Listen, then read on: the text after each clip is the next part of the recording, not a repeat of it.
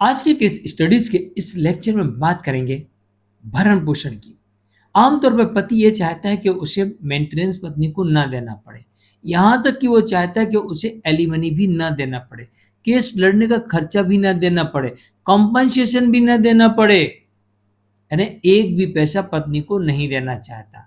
तो ऐसा किस केस में होगा और किस कारण से होगा, चलिए आज के केस स्टडीज के इस लेक्चर में आपको डिटेल में लेके चलते हैं कि पति अपनी तरफ से किस तरह से पक्ष रखेगा तब उसे फायदा मिलेगा, और केस में क्या परिस्थितियां होंगी तब उसे क्या फायदा मिलेगा, और पत्नी अपनी तरफ से कौन कौन से तथ्यों को लेके आएगी, कौन कौन से सबूतों को लेके आएगी और क्या क्या स्टोरी लेके आएगी, उसे क्या इस पर फायदा मिलेगा या नहीं मिलेगा।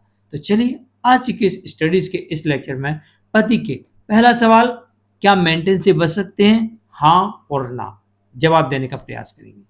क्या स्थायी भरण पोषण से बच सकते हैं, यानी एलिमनी से बच सकते हैं, हाँ और ना में जवाब देने का प्रयास करेंगे। केस लड़ने का खर्चा, क्या इससे बच सकते हैं, हाँ और ना में मैं आपको जवाब देने का प्रयास करता हूं। और साथ ही कॉम्पनसेशन, मुआवजा, क्या हम इससे बच सकते हैं, हाँ और ना में जवाब देने का प्रयास करते हैं। जय जिनेन्द्र, मुकेश जैन।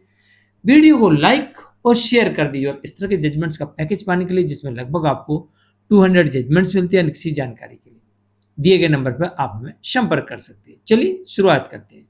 दरअसल इस तरह के जो मामले देखने को मिलते हैं, मेंटेनेंस के, स्थायी भरण पोषण के, कॉम्पनसेशन के, लिटिगेशन चार्ज के, तो ऐसे मामलों में पति को बेहद सतर्क और सावधानी पूर्वक अपना पक्ष रखना होता है। तभी कभी ऐसा होता है कि वो इससे बच जाता है, वरना कभी कभी फंस भी जाता है। दरअसल कॉम्पनसेशन कोर्ट जब तय करती है जब यहाँ पर पत्नी जो आरोप लगाकर कहती है देखो मेरे साथ ऐसा ऐसा हुआ है, इस कारण से मुझे अब हर्जाना दीजिए, तो पत्नी साबित करे और पति अड़ जाए कि ऐसा हुआ ही नहीं है, ये लो सबूत, ये लो सबूत, ये लो सबूत, ये लो गवाह, कुछ हुआ ही नहीं है, अब पत्नी साबित करके दिखाए। और अगर पत्नी साबित नहीं कर पाई तो कॉम्पनसेशन यहीं पर कैंसिल। अब बात आती है केस लड़ने के खर्चे की। तो केस लड़ने का खर्चा कई बार कोर्ट तय कर देती है, लेकिन इसको भी रोकना है। तो यहां पर भी पति को, भाई मेरी कोई गलती नहीं है, मैं तो पत्नी को रखना चाहता हूं, या वो अडल्ट्री में या बिना किसी कारण के अलग रह रही है, इसका प्रमाण देना है पति को कोर्ट में। तो कोर्ट कहेगी किस बात का केस लड़ने का खर्चा, और इसी प्रमाण की वजह से मेंटेनेंस से बच सकता है, या फिर पत्नी की इनकम, पत्नी कमाती है या फिर मैं कमाने के काबिल नहीं हूं, इन कारणों से पति यहां पर मेंटेनेंस देने से, लिटिगेशन चार्ज देने से बच सकता है। अब बात करते हैं स्थायी भरण पोषण, एलिमनी की। इसमें तब पति बचता है जब पति हर कंडीशन पे पत्नी को अपने साथ रखने के लिए आतुर हो, और आतुर नहीं खाली, कोर्ट में केस फाइल करना पड़ेगा दाम्पत्य पुनर्स्थापन का।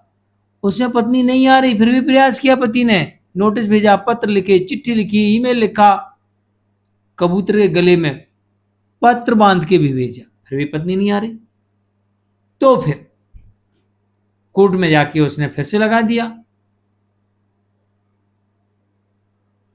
कोर्ट में जाके फिर से उसने लगा दिया, निष्पादन फाइल कर दिया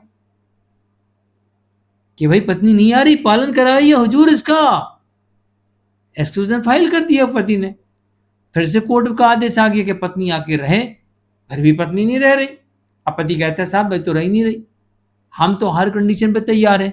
अब पत्नी मारी गलती बतावे, और मारी गलती ना बता पावे तो पत्नी को भरण पोषण का अधिकार नहीं है, पत्नी को एलिमनी का अधिकार नहीं है, पत्नी को केस लड़ने के खर्चे का अधिकार नहीं है, पत्नी को कॉम्पनसेशन लेने का भी अधिकार नहीं है।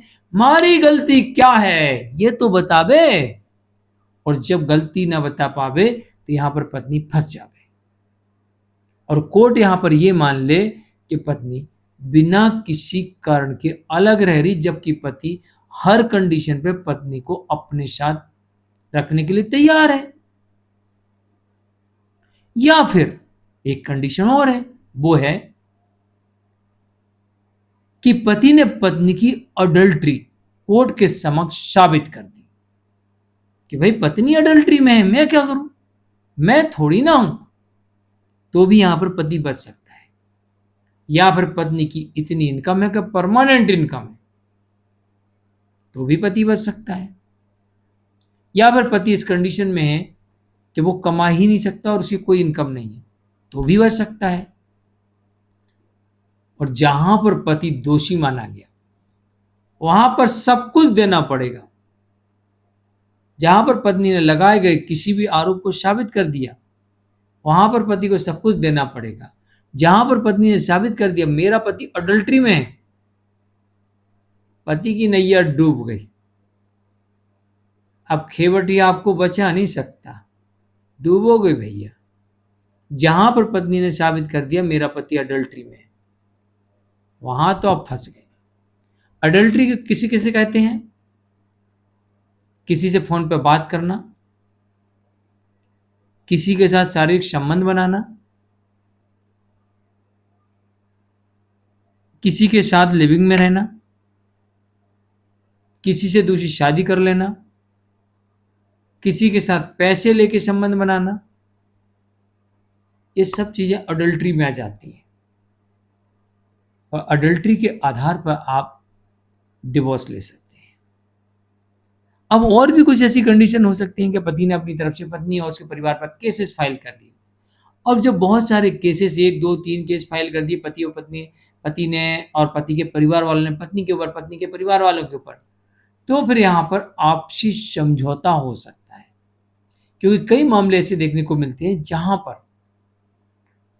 जहां पर ये देखने को मिलता है कि या तो पत्नी को जल्दी हो कि भाई इस केस में मेरे को बहुत जल्दी है, मेरे को दूसरी शादी करनी है, या मुझे तेरे साथ रहनी नहीं है, तो फिर ये स्थिति देखने को मिलती, चलो भाई हमने छोड़ दिया मेंटेनेंस, नहीं चाहिए हमको, तो किसी प्रकार का कोई मेंटेनेंस फिर नहीं देना पड़ता, बच जाते।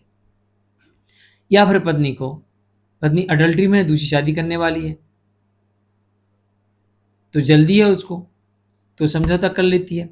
या फिर पति की तरफ से पत्नी को बहुत सारा पैसा मिल जाता है, भाई इतने पैसे ले लो स्थायी भरण पोषण के तौर पे और आप हमको डिवोर्स दे दो, डिवोर्स हो गया। कई मामले ऐसे भी देखने को मिलते हैं। और कभी कभी पति और उसके परिवार की तरफ से आपराधिक मामले दर्ज करवा दिए जाते हैं। अब पत्नी उसके परिवार के लोग कोर्ट के चक्कर काटते हैं, बेल करवाना पड़ता है, अरेस्टिंग हो जाती है, जेल भेज देती है कोर्ट। अब वो इस बात को लेकर परेशान हो जाते हैं, तो बोलते हैं चलो समझौता कर लेते हैं, हम अपना केस वापस लेते हैं, तुम अपना केस वापस लो, आपसी सहमति से तलाक ले लो, ना हमें कुछ देना है ना लेना है, जो जिसके पास है खत्म, या फिर हमारा इतना दे दो तुम इतना ले लो, यानी जो भी टर्म कंडीशन है उसके आधार पर आपसी सहमति से मामलों को निपटा लेते हैं। तो कुछ इस तरीके से मेंटेनेंस के मामलों में कोर्ट के जजमेंट देखने को मिलते हैं। मैं हूं केस जैन, आज के लिए इतना ही। नमस्कार।